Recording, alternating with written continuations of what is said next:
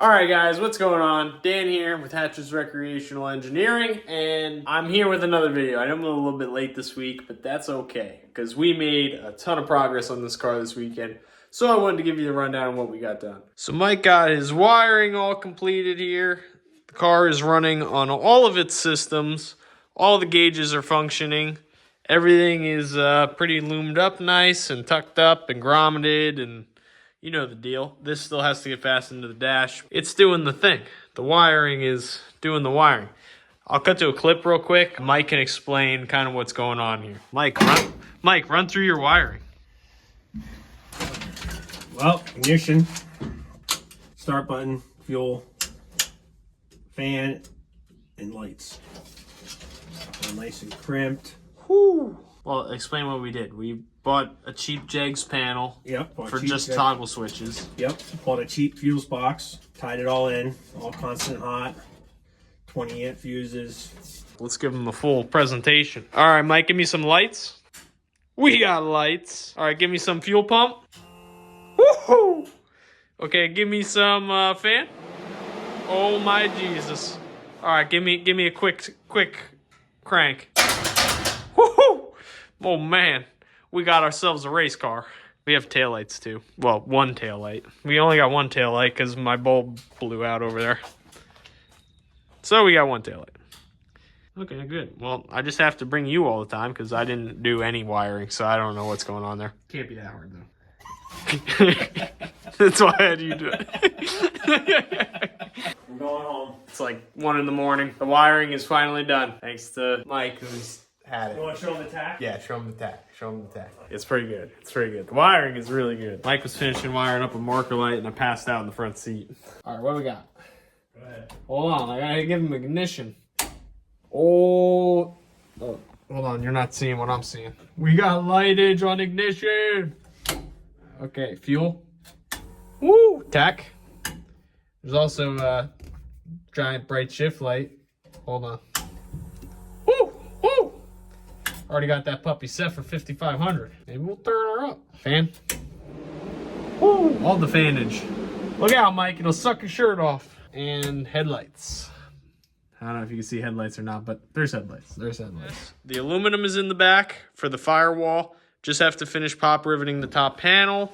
The shifter is in it and does the shifting. All right, so I've got it mounted into the cross member here, and I've got to make some sort of spacer to hold the back because right now only the front is actually mounted. It's mounted really firm, but only the front's mounted. Pull this puppy back. Okay, so right there, I'm in first gear. And this is my favorite thing about this thing. First, and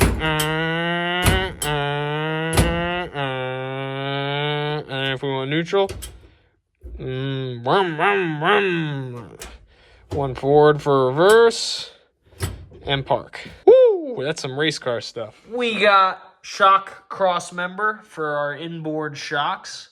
I actually went the cheap way on this one and it panned out. So we hit up Amazon and I was going to make my own shock mount, but then I saw this thing for like $98 or something like that. And check this unit out. It claims that it's going to use the holes for these snubbers, and that's where your shock mount's going to land. It's going to connect that square tubing across here. Then we'll have shock mountage. I will take it. Like I said, I was going to make my own, but we're kind of getting a crunch here for time. So, I mean, come on. It's even powder coated. We undercoated the car, so I was going to grind off and weld stuff in there. I don't have to do that, so that's definitely going to save me some time. Even comes with, you know, the plates. We're not gonna use these because we already have all that set up. No, we have found some variations in these mounting holes. You may need to fit the bracket to the frame from the bottom. Our brackets have 4 1/4 inch bolt centers. Some frames have 3 750 bolt centers, and some have no holes and will be welded. On my car, they just bolted in. So the good news is this bar on the Nova, those brackets will bolt in. I have both of them in. Position shock cross member underneath the mounting brackets and mark the mounting brackets. Due to vehicle variations, you may need to drill your own holes with a 3/8 drill bit. I thought they already drilled it. Oh, they did. Well, then why are you getting me upset? I might not have to drill it. Oh, no. Oh, maybe? I don't know. I can't see. All right, let's slap some Chinese hardware in here. Okay, that side's in. God, I hope the other side bolts right. I never get lucky like this. Usually when I buy aftermarket cheap garbage, it fits like aftermarket cheap garbage. You gotta be kidding me. Went right in. This thing freaking fits. Okay, now let's look at shock position. Shock position. Are you kidding me? Dude, that's pretty good. I mean, it's cheap, but it's good and it works. It's gonna do the thing. Other major thing off the list is the fuel system is in and functioning. Fuel cell with the sump, that's the vent tube for the fuel system. The wiring for the fuel pump. We got big giant braided fuel line. Fuel filter comes over to the pump, up the chassis. You know the deal. I did use all these stock mounting locations along the body and frame rail and stuff for the fuel line. I just went to Lowe's and got like a bigger insulated clip to get around the bigger fuel line. The fuel line comes up the car, sneaks in here, into a regulator into barbed fitting onto fuel hose, which comes up to fuel pressure gauge, so we know what the regulator's set at. Then comes over into a brake line, into our 2-barrel Rochester. That's all right. We're running this big beefy fuel system into a 2-barrel Rochester.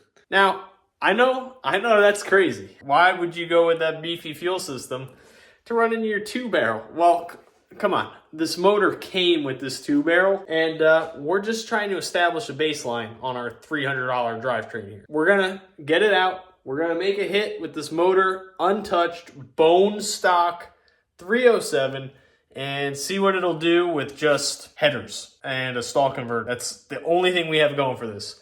Headers, stall converter, and a rear gear. That's it. The motor is totally bone stock. It's still running points ignition. There's nothing fancy going on here. So let's make a hit with a $300 combo. It'll get us on the drag strip, get us started in racing. That's it. We can only go up from there, right? The other thing we did this weekend was we wrestled with brake system. That was a disaster. I'll just cut to the clip. Okay, so this actually became kind of a nightmare. So inline tube is where I got everything from. And they sold me the proportioning valve, the master cylinder, the brake lines, all that good stuff. Which is fantastic. You know, we're not trying to do anything special here. We're just trying to put together our 70 Nova. I want to run manual brakes, discs up front. We upgraded the front to disc, and we're running drum brakes out back. So it shouldn't be that hard to, get this set up. This is what they do to you. Now, here's what bothers me. They sell you everything. That's great. Thanks. It's all sold as like factory OEM replacement stuff. So the proportioning valve that they sell you doesn't actually work with the brake line. The fittings are different. So you have to look around and find an adapter. This is a 9/16 18 to a 7/16 24, if I'm remembering correctly. So you need this guy here, and then that'll allow this guy to thread in here. I gotta move stuff around. You get the idea. So that is what it is. Doesn't seem like that big of a deal. Now, this car was an original manual drum brake car, which is great. We're just gonna upgrade to front disc. So we buy a disc drum master cylinder with the correct proportioning valve for that. Okay, fantastic. Except, look at the difference in the master cylinders. This is the one that came off the car. The difference is the bore where that push rod actually goes into. This one is very deep. This one is super, super shallow. So really, this is most likely a power disc brake master cylinder. So I call up, tell them what happened, and they tell me, oh, well, you have to buy a different push rod. Well, what sense does that make? Because everything on their website that you buy is sold as being factory replacement parts. Well, that's not really the case. The guy explained to me, well, it's not really a factory replacement because it's an aftermarket master cylinder, so it requires an aftermarket push rod. So this is what I had to buy. This is a little bit shorter push rod. It sells it as a manual push rod. And see how it's got like this cup on here to actually keep it from falling out of that shallow master cylinder? Okay, and this is what I had on it, which ultimately is, I don't know, maybe an inch longer. So with this setup, it doesn't bottom out the master cylinder, whereas with this, it was pushing the master cylinder in, and you couldn't even step on the pedal. The pedal was hard right off the bat. At least now, with this one, the pedal has some travel in. So I'm gonna get the brake system hooked back up on this thing, get the pedal back in there, get that master cylinder back on there, and then we'll be one step closer to actually bleeding this brake system and having this thing ready to go. Hold it. You're leaking back here too. You always leak from that fitting above the rear. So grab a wrench and tighten that up. That one always, you never tighten that one up. Okay, pump it up. It's still working back here. I'm holding. Okay, I barely moved. Pump it up. Nothing's coming out of these front wheels. Oh, holding. It's not even moving, dude. Nope, it's not even letting air out, so something's wrong. I'm gonna bet it's the master cylinder that's already bottomed out. That's why I changed the pedal position. So we gotta go back to the other pedal. It's getting late out here. We've rebuilt the brakes like 38 times. Yeah, that's a different master cylinder. And no, it's still not working, right? So we're still sorting that. Ultimately, with the brake system, what we wound up using was the Chrysler master cylinder. It's like a 90s Chrysler master cylinder. No proportion valve. The lines are straight into the master cylinder. And the brakes seem to be working pretty good. The pedal feels great. Don't take it for anything yet. Let me get this thing on the ground and see what that pedal feels like with like weight on the car and how it actually responds, you know, moving.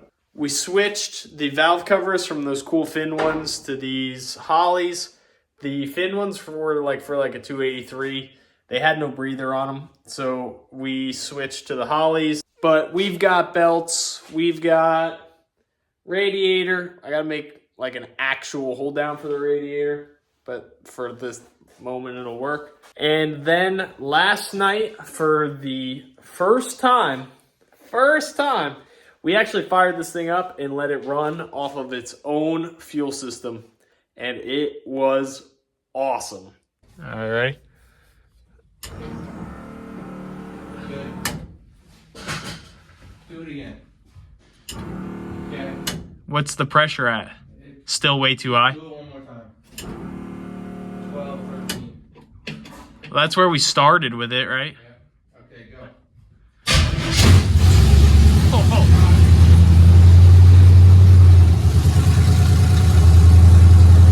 That's right. Oh shit. It's gnarly. Woohoo!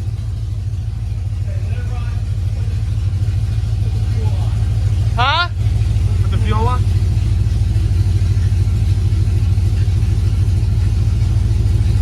The fuel's on! You're good. What's it at?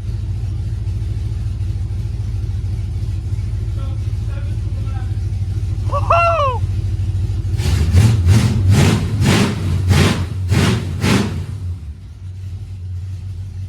Alright, let me kill it! Because we don't have cooling in it, or water, or anything. It barks! It's gnarly! The carb's not leaking anywhere, right? No. All the fittings look good. Okay, let's Add tranny fluid. Yeah. Start it and then hit it with fuel. Yeah. Alright, ready? Go ahead. Right up. Yep. Still climbing. Hit it.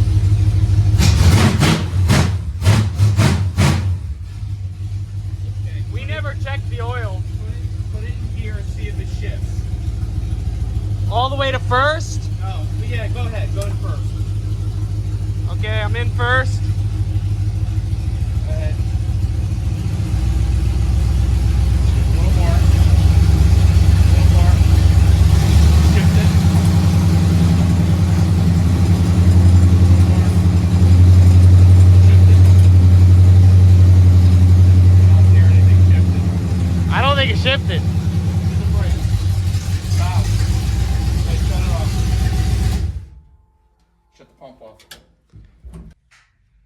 part of our problem too. No fluid. The converter probably sucked it all up when we put it. Yeah, it's on the bottom. There's nothing underneath. Nope, everything looks good underneath. Woo-hoo! We should probably check the oil too. Okay. I never checked anything. Okay, you ready? Turn the fuel pump on after you start it. Yeah. I'm in low gear. Yeah. Okay, keep your foot on the gas.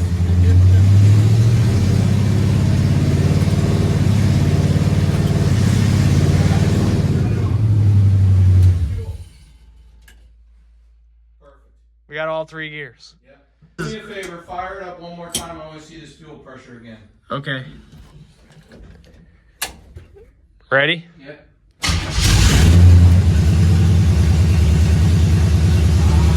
What's it at? What's it at? 4.5 pounds.